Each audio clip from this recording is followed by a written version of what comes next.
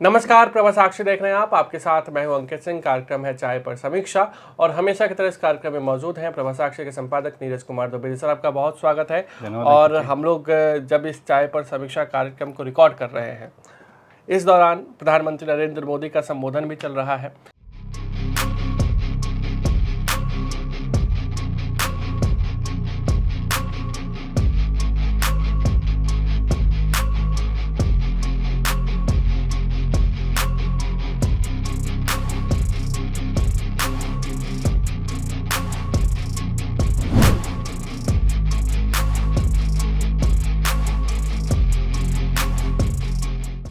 लेकिन संसद सत्र पे हम आते हैं जी।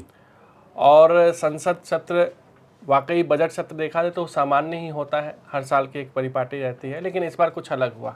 अलग ये था कि संसद सत्र को तय समय पर ख़त्म नहीं किया गया। 3 दिनों के लिए विशेष सत्र बुलाया गया जी। और महिला आरक्षण से जुड़े संविधान संशोधन विधेयक पेश किए गए जो गिर गया। उसके बाद से देश की सियासी हलचल ज़बरदस्त तरीके से तेज है। बीजेपी का पूरा फोकस ये बताने में है कि विपक्ष महिला विरोधी है, जबकि विपक्ष कह रहा है कि महिला आरक्षण की आड़ में बीजेपी कुछ और करने की तैयारी कर रही थी। डिलिमिटेशन का उसका चर्चा हो रहा है, साउथ वर्सेस नॉर्थ का चर्चा हो रहा है। तो इन तमाम मुद्दों को आप कैसे देखते हैं और आगे की राजनीति इस संसद सत्र के खत्म होने के बाद, और जो बिल गिरा है, क्योंकि पहली बार मोदी सरकार में 2014 के बाद से ये कोई बिल है जो अटका है, गिरा है। जी, आप क्या कहेंगे? देखिए, अगर बिल गिरा है, आपने बात सही कही कि अगर हम मोदी जी का 2014 के बाद से और अब देखें तो लगभग 12 साल हो गए। 12 साल में पहली बार कोई उनका विधेयक गिरा है। और मुझे ध्यान नहीं आता कि गुजरात में भी मुख्यमंत्री रहते हुए शायद कभी उनका कोई विधेयक गिरा हो। तो मोदी जी के लिए पहली बार ये विधेयक की हार है। लेकिन इस हार में भी कहीं ना कहीं कह सकते हैं कि उनकी जीत है। ये जो वोटिंग हुई है, इसने ये साफ दर्शा दिया है कि महिला आरक्षण के पक्ष में कौन है कौन नहीं। तो ये ठीक है कि एक हार उनको देखने को मिली, लेकिन एक तस्वीर देश के सामने साफ हो गई है। जिस तरीके से देश की महिलाएं सड़कों पर हैं, जिस तरीके से विपक्ष में भी खलबली है महिलाओं का आक्रोश देखकर, उससे विपक्ष में भी इस तरीके की धारणा बन रही है कि हमने क्या सही फैसला किया, क्या कांग्रेस की बातों में आकर हमने कहीं कोई गलत फैसला तो नहीं ले लिया। और हमारे जो उच्च पदस्थ सूत्र हैं वो बताते हैं कि विपक्षी खेमे में दरार पड़ चुकी है। विपक्ष के कई लोग सरकार के पास गए हैं, इस तरीके की बात की है कि हम आपका समर्थन करने के लिए तैयार हैं।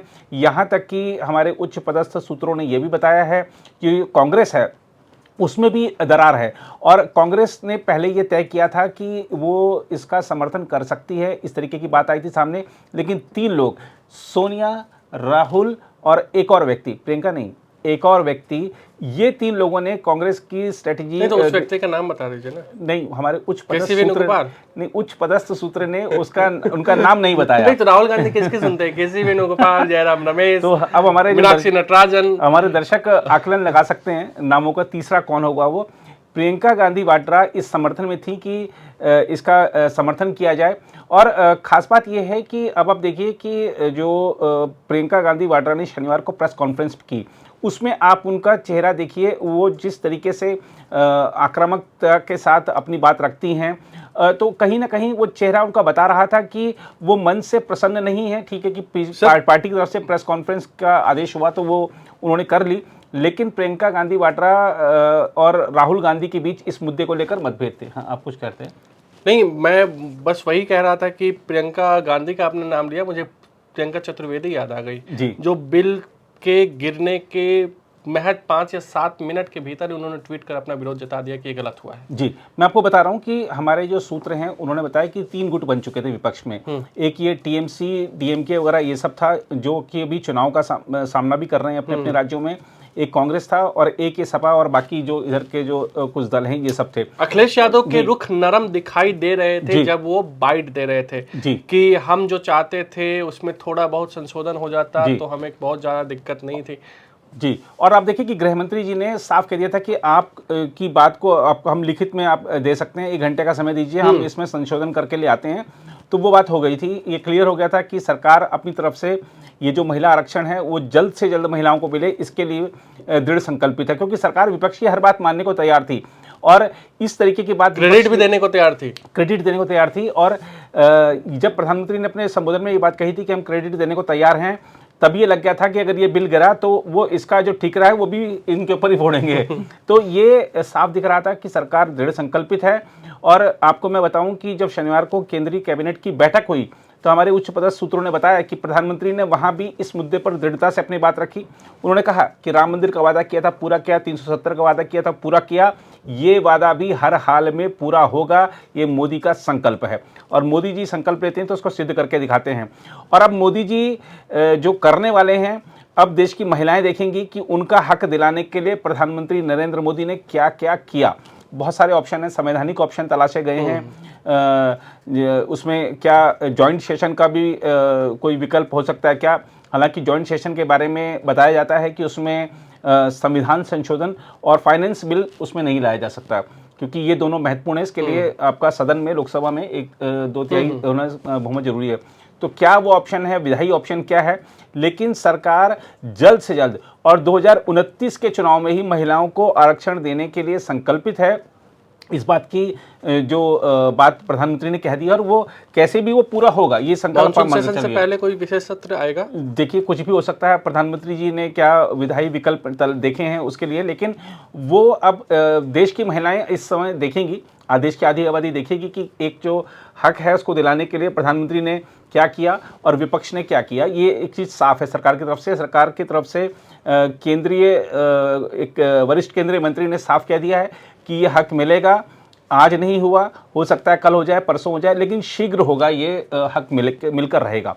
तो ये चीज़ दिखाती है कि सरकार दृढ़ संकल्पित है। और एक चीज़ और इसमें अगर हम देखें कि सरकार की तरफ से ऐसा नहीं था कि ये जो सरकार पर आरोप लगाते हैं कि मनमाना फैसला कर लिया, एक तरफा फैसला कर लिया। प्रधानमंत्री ने सभी दलों को चिट्ठी लिखी थी। प्रधानमंत्री के साथ ही प्रधानमंत्री ने चिट्ठी लिखी, अन्य मंत्रियों ने, चाहे संसदीय कार्य मंत्री हों, सरकार के वरिष्ठ मंत्री हों, उन्होंने नेताओं से, विपक्षी नेताओं से वार्ता की। जो संसद परिसर है वहाँ भी विपक्ष के कई नेताओं से पर्दे के पीछे चर्चा हो रही थी। एक ऐसी भी थ्योरी है कि शायद आश्वासन मिला था सरकार को कि हम वोट नहीं करेंगे, हम वॉकआउट करेंगे, लेकिन उन्होंने वॉकआउट नहीं किया, उन्होंने वोट किया। तो अब देखना होगा कि सरकार के पास क्या रणनीति है आगे आने के लिए। लेकिन जिस तरीके से आपने देखा कि नारी शक्ति वंदन अधिनियम में संशोधन होने जा रहा था, तो हमने देखा कि देश के विभिन्न राज्यों में महिलाएं तिरंगा लेकर खुशी से अपने अधिकार मिलने का, जो उनका अधिकार जो वर्षों से लंबित है, उसको मिलने का जो एक मिलने की संभावना जो सामने नजर आ रही थी, उसको देखते वो बड़ा हर्ष प्रकट कर रही थी। आज वो आक्रोश प्रकट कर रही हैं। तो ये विपक्ष के खेमे में सन्नाटा है, हलचल है। ये बात जो है विपक्ष के नेताओं को समझ आ गई है। इसलिए आपने जैसे अखिलेश यादव का नाम लिया, उनको भी समझ में आ गई है कि गलती हो गई है, उस गलती को कैसे सुधारा जा सकता है। और अब आप देखिएगा कि ये जल्दी गलती सुधारी जाएगी, क्योंकि यूपी में भी चुनाव है। और ख़ास तौर पर आप देखेंगे कि चाहे तमिलनाडु में देख लीजिए या पश्चिम बंगाल में देख लीजिए, चुनाव भी होने वाले हैं, वहाँ भी जरूर इसका फ़र्क देखने को मिलेगा। आपने कहा कि विपक्ष ने कहा कि भैया आपने ये 15-20 दिन इसको क्यों स्थगित कर दिया, जब अभी बजट सेशन का दूसरा चरण जब शुरू हुआ था तभी क्यों नहीं करा दिया ये 3 दिन का। उस समय भी विपक्ष के नेताओं ने कहा था कि भैया अभी आप मत बढ़ाइए, क्योंकि आपको ध्यान होगा कि 5 राज्यों के चुनाव के लिए टिकटों की उस समय वो चल रही थी कि कौन उम्मीदवार होगा, सब अपनी सूची फाइनल करने में लगे हुए थे। और क्योंकि हमने देखा कि असम में और केरल में और पुडुचेरी में मतदान शुरुआत में ही था अप्रैल के, तो सबको अपना चुनाव प्रचार में भी रहना था। तो उस समय सबने कहा कि अभी मत करिए, ये बाद में थोड़ा सा कर लीजिए। आपने उस समय कहा कि मत करिए, सरकार ने तब आपकी बात मान ली। अब किया तो आप कह रहे हैं कि भाई ये क्यों ले आए, ये आपने 2-3 को क्यों जोड़ दिया। तो आप देखिए कि अब जो ये लोग कह रहे हैं कि 543 जो सीटें हैं अभी की, आप उसी में दे दीजिए, विपक्ष का ये कहना है। मतलब सर, मैं चूंकि नया पत्रकार हूँ सर, मतलब मैं सुन रहा था, मैंने पढ़ा भी है कि जितनी सीटें लोकसभा की जब हमारे देश की आबादी 54 करोड़ के आसपास थी तो जी उतनी ही आज 140 करोड़ के आसपास है, तो बिल्कुल, भी है। बिल्कुल, मतलब ये हद है। आप एक कंस्टिट्यूएंसी में एक नेता, एक सांसद के पास कितने लोग जाते हैं और कितने लोगों का काम होता है। जी बिल्कुल। एक आंध्र प्रदेश का, तेलंगाना का एक जो मैं देख रहा था, उसमें एक क्षेत्र है, वहाँ पर दोबारा कोई चुन के क्यों नहीं आ पाते, क्योंकि उसमें उसमें 39 लाख आबादी है, कोई भी सांसद कैसे 39 लाख लोगों तक पहुंच जाएगा 5 साल में, वो बड़ी एक दिक्कत वाली बात होती है। तो ये गाजियाबाद देख लीजिए ना जी, तो ये इतनी बड़ी बड़ी कॉन्स्टिट्यूंसीज हैं, नहीं लोगों की समस्याएं हल हो पाती है। तो ये आपने सही कहा कि 54 करोड़ की आबादी, और ये 1971 का था, 1971 से हम इस समय 2026 में हैं, तो क्या ये मतलब 850 नहीं होनी चाहिए? दूसरी बात ये कि 543 में से अगर हमने अभी दे दिया, इसमें से ही रिजर्वेशन मान लीजिए कि महिलाओं को 33% आरक्षण, तो जो 129-30 या 135 के आसपास जो महिलाओं की सीटें आरक्षित होंगी, तो कौन सा नेता क्या रायबरेली छोड़ देंगे राहुल गांधी महिला के किसी महिला के लिए? क्या अखिलेश यादव अपना जो कन्नौज छोड़ देंगे क्या वो किसी महिला के लिए? वो तो अगर छोड़ेंगे भी तो वो अपनी वाइफ के लिए छोड़ेंगे मान लीजिए, और दूसरे नेता क्या छोड़ देंगे अपनी कॉन्स्टिट्यूंसी? तो ये सवाल उठता है कि थोड़ा व्यवहारिकता दिखानी चाहिए। और जो लोग कह रहे हैं कि 2026 में जो जनगणना चल रही है उसके परिणाम के आधार पर आप 2034 का इंतजार कीजिए। जी, 2034 का इंतजार कीजिए। और आपको ये देखना होगा कि अगर 2026 के जनगणना के आंकड़ों के आधार पर आप डिलिमिटेशन करेंगे, परिसीमन करेंगे, तो उन राज्यों के साथ भेदभाव सच में हो जाएगा जो जिन्होंने आबादी नियंत्रण पर, एक तरह से जनसंख्या नियंत्रण पर काफी अच्छा काम किया है। अब आप देखिए कि अगर हम 2011 की जनगणना के आधार पर उस जो भी फॉर्मूला सरकार लेकर आई है उसके आधार पर अभी देते हैं 50% सीटें सबकी बढ़ जाएंगी, तो तमिलनाडु की कितने 46-47 बताई हैं उन्होंने, 58 ना, जनसंख्या के आधार पर सीटें अगर बढ़ती हैं तो 58 हो जाएंगी।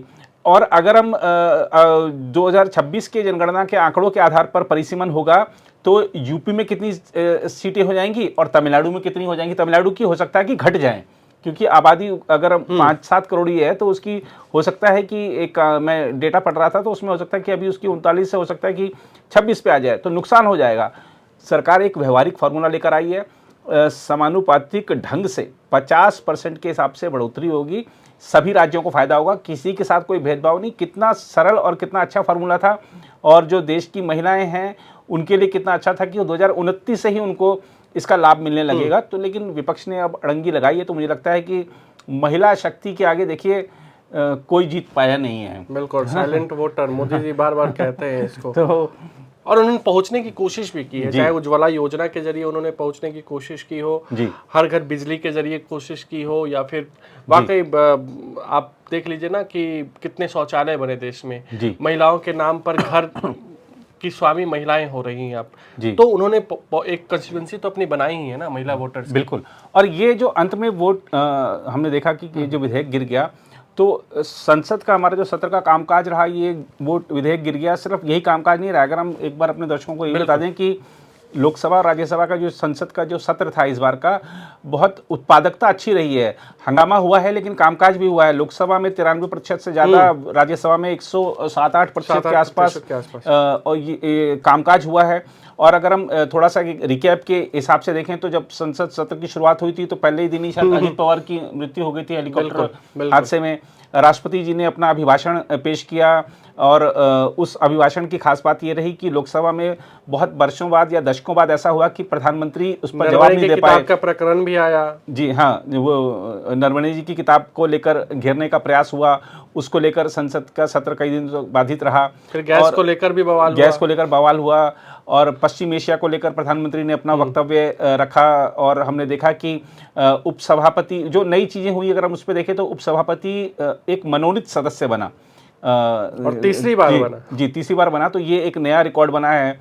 एक और नया रिकॉर्ड बना कि वंदे मातरम के पूरे 6 अंतरे बजाए गए, मतलब जो सिर्फ संसद में नहीं, मैं बिहार का शपथ ग्रहण देख रहा था, वहां भी 6 अंतरे पूरे बजाए गए। जी, तो अब तो सरकार ने खैर अधिसूचना जारी कर दी है उसको, तो वो पूरे 6 अंतरे जो गीत था वो उसका बजाया गया। और इसके अलावा अगर हम देखें तो लोकसभा स्पीकर के खिलाफ जो अविश्वास प्रस्ताव आया था वो गिर गया। तो ये दिखाता है कि और कितने 7 या 8 सांसदों का निलंबन हुआ था पहले चरण में, उसके बाद दूसरे चरण में उनको वापस लिया गया था। बजट आया, बजट एक रोजगार प्रदान करने वाला और देश को विकसित करने की राह पर आगे बढ़ाने वाला रहा, और उस पे जो चर्चाएं हुई उसमें आपने देखा नहीं होगा कि शायद या किसी को सुना नहीं होगा कि कोई बहुत ज़्यादा नेगेटिविटी आई। और हमने देखा कि इस समय जो पश्चिम एशिया में जो संकट चल रहा था उस पर विपक्ष ने चर्चा कराने की मांग रखी थी, लेकिन सरकार ने वक्तव्य के जरिए सारी स्थिति स्पष्ट की थी। और संसद का बजट सत्र अगर हम देखें तो उस दौरान सिर्फ देश में ही नहीं कह सकते हम, पूरा विश्व कई सारी तरह की चुनौतियों से जूझ रहा था। लेकिन देश में चुनाव प्रचार भी चल रहा था। देश में चुनाव प्रचार भी चल रहा था, आईपीएल भी चल रहा है आपका, बिल्कुल। और बहुत सारे धुरंधर भी हिट हो गई, कई सारे काम हो गए। तो वो हमारा जो लोकतंत्र है, लाइन में लग गए जी, हमारा जो लोकतंत्र है उसने बड़ी मजबूती के साथ इन सब चुनौतियों का सामना किया और आगे बढ़ रहा है। अब देखना होगा कि जो हमारी आधी आबादी है उसको प्रधानमंत्री कैसे और कब उनका वाजिब हक दिलाते हैं। बिल्कुल। दिल्ली में ममता बनर्जी का शोर इस बार कम है या फिर बंगाल में साइलेंट प्रचार हो रहा है? देखिए, बंगाल में साइलेंट प्रचार है, वो टीएमसी वहाँ पर वर्षों से चुनाव लड़ रही है। ममता बनर्जी कांग्रेस में थी, उसके बाद जब उन्होंने अपनी पार्टी बनाई तो वो जानती हैं बंगाल की राजनीति कैसे करनी है, कैसे वहाँ पर उन्होंने वामपंथी शासन का भी उनको अच्छा तजुर्बा है, उनको 15 साल का अनुभव सत्ता में हो गया है, तो वो जानती हैं कि कैसे प्रचार करना है। लेकिन इस बार एसआईआर की एक जो हमने देखा कि वहाँ पे कार्रवाई हुई जिसमें बड़ी संख्या में जो इस तरीके के मतदाता थे जो कि पात्र नहीं थे, उनका नाम हटाया गया। और उन्हीं क्षेत्रों में सबसे ज़्यादा सुरक्षा बल भी लगाए जा रहे हैं जहां पर एसआईआर के सबसे ज़्यादा नाम कटे ताकि मतदान वाले दिन कोई हंगामा नहीं हो। तो अब देखना होगा कि 23 तारीख का, पहले तो वहाँ पे 2 चरण में है, तो पहला वाला मतदान कैसे होता है, क्या वोटिंग परसेंटेज रहता है, और कोई हंगामा या कुछ इस तरीके की चीज़ें देखने को नहीं मिलती, पुनर्मतदान की नौबत तो नहीं आती। तो बहुत सारे फैक्टर काम करें, लेकिन अच्छा कड़ा मुकाबला है इस बार, कह सकते हैं। बिल्कुल। तो ये था इस सप्ताह का चाय पर समीक्षा कार्यक्रम। आपको कैसा लगा हमें जरूर बताइएगा। फिलहाल मुझे यानी अंकित सिंह और प्रभा साक्षी के संपादक नीरज कुमार दुबे को दीजिए इजाजत। नमस्कार। नमस्कार। अगर आप भी लेना चाहते हैं देश दुनिया की तमाम जानकारी तो आज ही सब्सक्राइब करें हमारे चैनल को। साथ ही नीचे दिए बेल आइकन को जरूर दबाएं ताकि हर अपडेट आप तक पहुंच सके।